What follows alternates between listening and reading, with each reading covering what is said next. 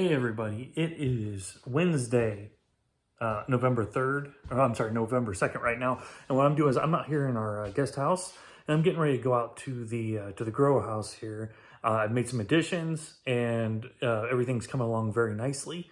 So I thought we'd go in there and take a look. I meant to do it this last weekend, but just ran out of time. So I'm going to go ahead and walk out there right now and we'll take a look. So one thing that I noticed, will come out here real quick, is in the distance, you can see, yeah, it's pretty dark out here, but you can see in the distance this, here, let me zoom in. As I'm walking out here, the thing that I always think of, let me stop so it's not so shaky. What I always think of whenever I'm walking out here is, you guys remember the original Ghostbusters where, you know, Sigourney Weaver is in her apartment on her couch or whatever, and then like around the door frame just starts glowing because there's some bad stuff going on the other side? That's what this reminds me of every single time I'm coming out here. And you can see there's a couple holes in the door, but you remember that. There is no Dana, only Zool. That part of it. Zoom back out here. But yeah, let's go in here. Now, I usually keep the doors closed because it's pretty warm in here. It's about 82 degrees, usually 83 degrees, right around 70% humidity. All right, so I'm gonna come in here. So there's my citrus trees, or my clementine trees to be more exact. Now, if you look, these original two lights here, these are the grow lights, the LEDs. These are the red and blue. They kind of look purple. But I also got this one right here. Let's see if you can see the brand here, Vivo Sun. Now this one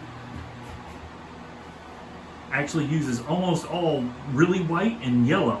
And these are full spectrum. Basically, they're the Samsung LEDs, the new ones that are really energy efficient, and they have a phosphorus coating, so that way they get full spectrum, so they don't need to be this red and blue, the purple lights anymore. They're actually normal white light, just really bright. So, what I have here, first of all, some things. This is the top of when I started, right? So now I have this that comes up quite a bit further. My hand looks weird. And this is all new. This whole thing right here from about here on up, that's all new. This from about here on up is all new. Whatever else, and then all of this is new growth. Wherever else, I'm starting to get some right out of here. And then if you notice, this one decided to flower on me. So with this one flowering, but only this one, and then this little guy back here, he had just a couple blooms come out. And these can't pollinate themselves. Well, in here they might be able to. I have a fan running, as you can tell, so it might be able to pollinate themselves, but I've just been doing it by hand. But this one popped out with a whole bunch of, a lot of them have already fallen off, but I've been hand pollinating every day. But you can see there's just flowers all over this thing. I'm not really sure why this one did and none of the others did, but regardless, it did. I've been pollinating by hand, so we should get some fruit starting on those. These guys over here are growing up. They didn't, for whatever, they didn't flower. And then I got this guy and this guy. These are grape vines, and they're just starting to come back alive right now. I've had these about a week. So yeah, so these are grape vines. They're gonna come back to life here because I bought them from a place in St. Louis. These are red seedless grapes, and since they were in St. Louis, they were already dormant for the year. And once I put them back in here, now they're coming back out of it. So, but it'll take a minute. And then I have this guy, these two guys right here.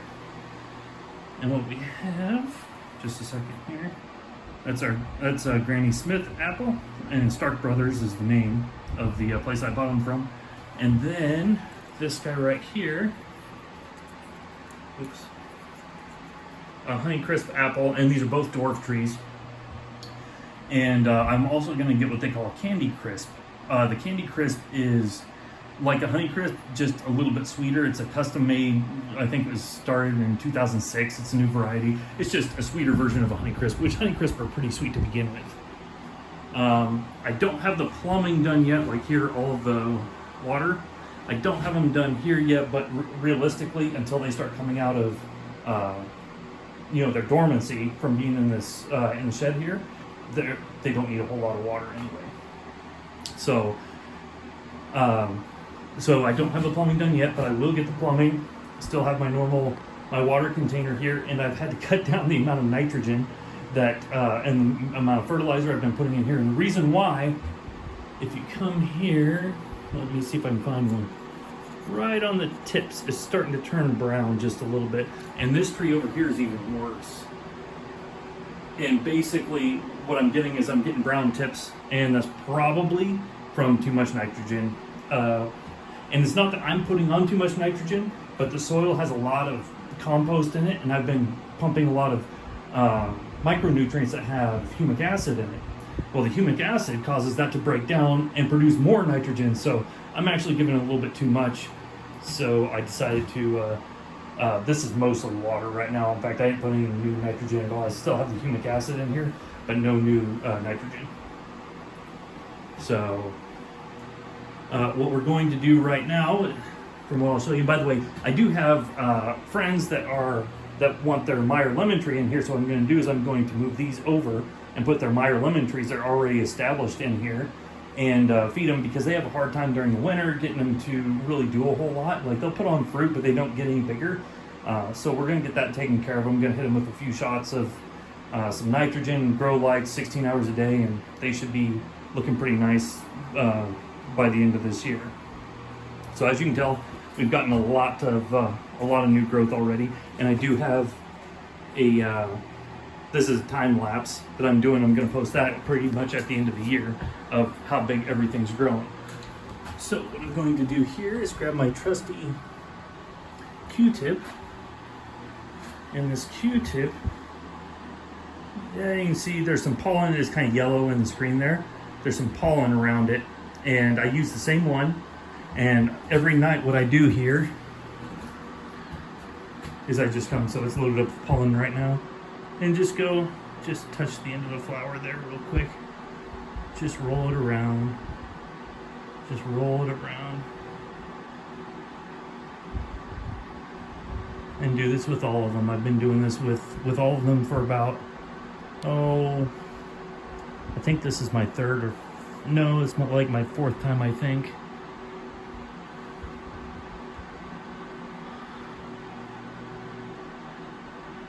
And we'll show you here. Well, you can see some of the fruits, like for example, let me try to zoom in here. You see this little knob right here? Oops. See this little knob right there? Too much wind.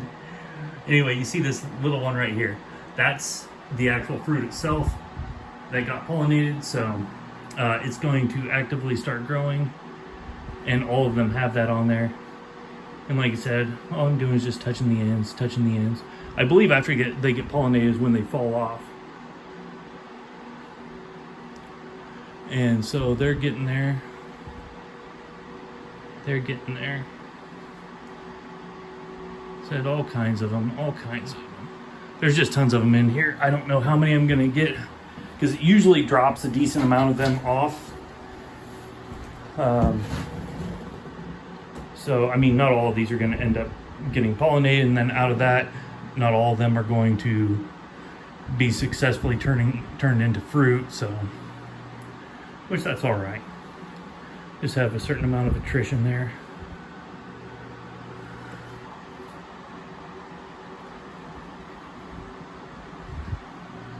These guys, I think I got all of them.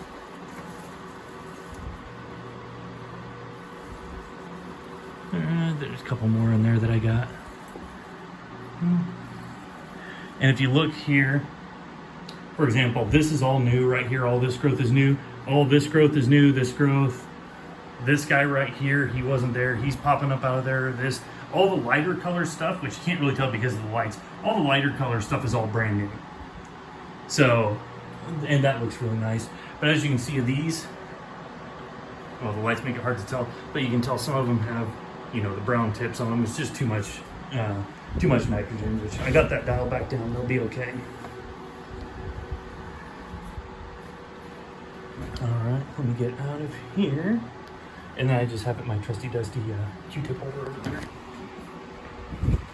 So that's all we do to pollinate those by hand. And these don't look very nice, like I said here. This is all new. There's just all kinds of stuff coming out right now. These are growing really big. Like I said, I'm gonna have to figure out a way to get these lights moved up. I guess just put them up a little bit higher because I think these are gonna get too tall by the end of the year. And these apple trees, I could have just planted them right outside and just let them be dormant, but I decided no, I don't want to do that. I want to actually get some good growth out of them. So, and if anybody was wondering again, that's the manufacturer there, Vivo Sun. These are, they call these 2000 watt. They're not actually, they don't consume 2000 watt. That's kind of a equivalent 2000 watt. They actually draw about 200 watts. So, which is still nice and powerful. So, if we go over here, again, still have, I had to get two because I have two heaters out here, so I have two running temperatures. Both of them go to a different heater. It kicks on at I changed it a little bit, so it kicks on at 79 degrees, and then it kicks off at 80. So each one of those is running a heater because the built-in thermostats on those heaters that you buy just aren't very good. And right now we're 83.4 degrees, 69% humidity, right on the money. And then my pump with my automatic watering, I might have to get different zones here.